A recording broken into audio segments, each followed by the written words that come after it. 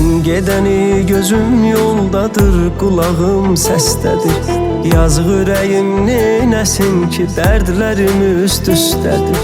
Bilmədin heç yarın ölür, bəlkə son nəfəsdədir. Mən səni sevdiyim qədər sevməmisən bəlkə də. Mən səni sevdiyim qədər sevməmisən bəlkə də. Sən məni heç sevməmisən, sevməmisən bəlkə də. Ona görə də qədrimi heç bilməmisən bəlkə də. Sən məni heç sevməmisən, sevməmisən bəlkə də. Ona görə də qədrimi heç bilməmisən bəlkə də.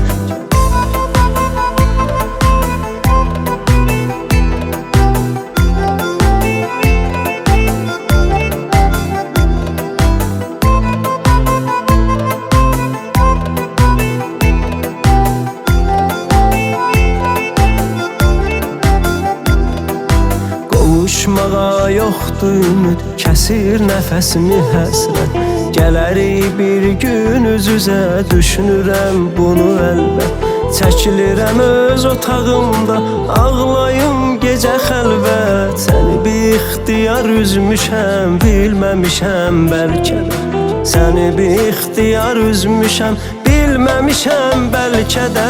Sən məni heç sevməmisən, sevməmisən bəlkə də. Ona görə də qədrimi heç bilməmisən bəlkə də. Sən məni heç sevməmisən, sevməmisən bəlkə də. Ona görə də qədrimi heç bilməmisən bəlkə də.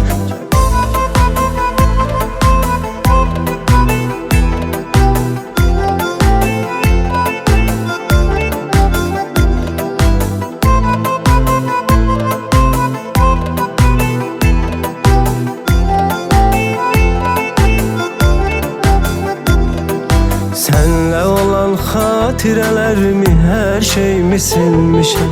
Mən səni hər zaman özümə candan əziz bilmişəm. O qədər olub görüş yerimizə tək gəlib getmişəm. Sən bir dəfə görüş yerinə gəlməmisən bəlkə də. Sən bir dəfə görüş yerinə gəlməmisən bəlkə də. Sən məni heç sevməmisən, sevməmisən bəlkə də. Ona görə də qədrimi heç bilməmisən bəlkə də. Sən məni heç sevməmisən, sevməmisən bəlkə də. Ona görə də qədrimi heç bilməmisən bəlkə də.